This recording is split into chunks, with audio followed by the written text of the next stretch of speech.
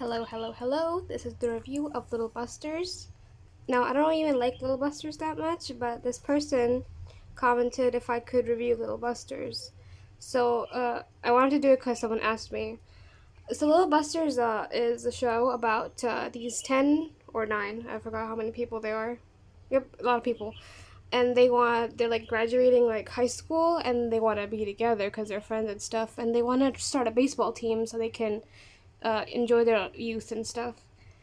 And it's about like these four friends called Riki, Kyosuke, Ren, and Kengo, and Masato. And these guys are like friends.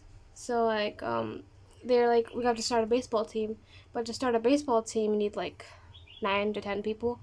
So they recruit all these people, Komari and Saigusa, uh, and well, I'm spacing all these names. Okay, so I'm not gonna say every person's name because honestly there's a lot of people.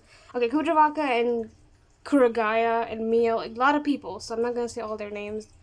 So basically, they start a baseball team, and yeah, I thought the show was really boring at the start because everyone was like really flat because there's so many characters, so there's like not a lot of growth. Uh, Mostly Saigusa and like Mio. Like Mio's like so underdeveloped. Like she's like super underdeveloped. I like know nothing about her. But all the other people, I think they got good development. But Mio, she got left out even in season 2. She got no development. She's just there reading her books and her umbrella and stuff. Yeah, there was an arc about her, but yeah, not much. So I'm gonna go and talk about every character and what I feel about it and the ending of the show. Because this video has spoilers. Don't watch this video if you haven't seen Little Busters. It's a flat show, but it's a great show. And the opening and ending slaps.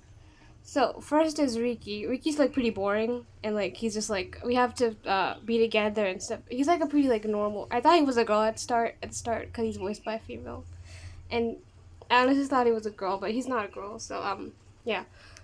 He's pretty basic and normal. Nothing interesting about him. He just really idolizes Kyosuke, which is like his like older brother type of character. And Komari is actually my favorite because I thought her outfit and hair was super cute. And she basically has this brother who like I think died. That's what I know about her.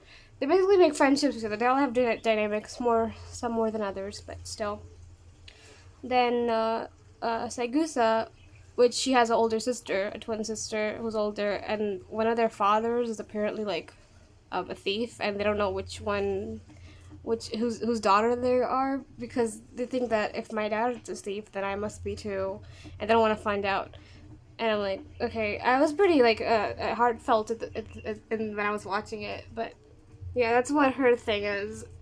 And Kujiwaka is like she's like Russian or something. And she has like she's bad at Japanese or English if she watched dub, and speaks broken language. And then she basically wanted to go to the moon. I really liked her arc at the end because I thought her arc showed like at the second season, and I thought that her arc of like being chained up and she wanted to go to the moon and stuff. I thought that was pretty like bold because I don't know Little Busters could go that hard. But Little Buster really exceeded my expectations. It wasn't great, but it was. I did not expect that. Then there is this girl who I cannot pronounce her name. It's really difficult because there's a lot of them. She is like a I don't know her character. She's just like a sexy older sister kind of girl, and then she like yeah, I didn't really get her arc. She's just like a girl. They talk. She has like friends in her like past, and they like don't like her for some reason. Then she kicks the table, and then it breaks on them, and they get scared of her. I don't know what the hell is her story. I really don't remember. Which is how Little Busters is. A lot of stuff in a little amount of time, and a lot of filler where it doesn't need to be. Now, Mio is like the most underdeveloped stuff. She just reads books and she likes umbrellas, and she like is sad that she's still like shy and stuff. Water in the mind, don't mind that.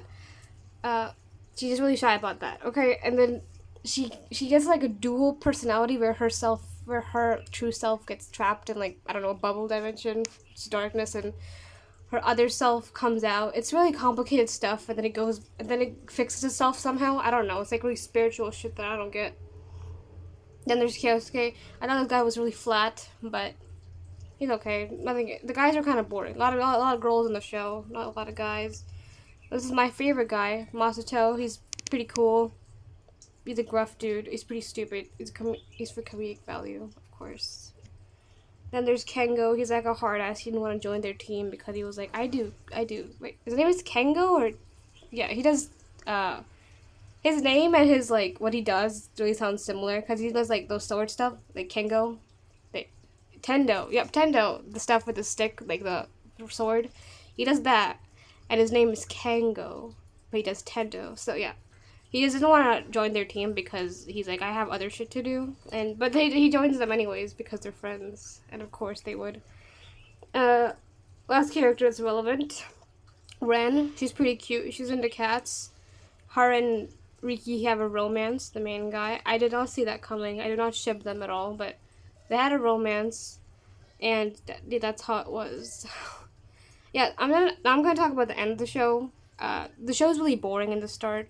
It's like they set a premise, people interact with each other, their arcs go, some better than others, and then second season ends, and at the end of the second season, it shows, spoiler alert here, that all these guys, except for Rin and Riki, everyone's dead, or they died in a bus crash, I think, and they're all dead, but they still stayed alive.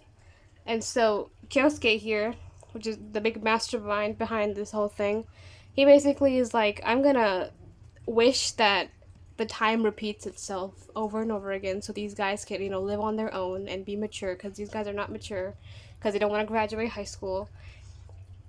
And yeah, somehow, I don't know how, but Riki and Rin, they get transported to the time that it actually happened when the bus crashed and the oil spilled and exploded, and they somehow save them, and then they live happily ever after. It's like, I'm really watering it down. It's really sweet.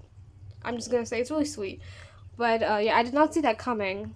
But that show, that's all that happens. The show, I mean, there's visual novels or like spin-off stuff, but yeah, I give it a 7 out of 10 both the seasons. I think it's better than a 7 out of 10, but when I watched it, I was like, phew, it's over, because it's super long.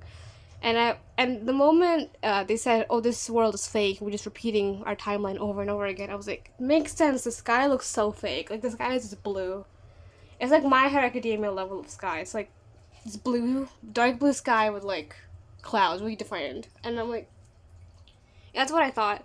Thank you for requesting, the person who requested that I review Little Busters. Thank you for giving me ideas, because I don't have any ideas, that's why I don't post enough. So thank you. I hope you enjoyed this video, and goodbye.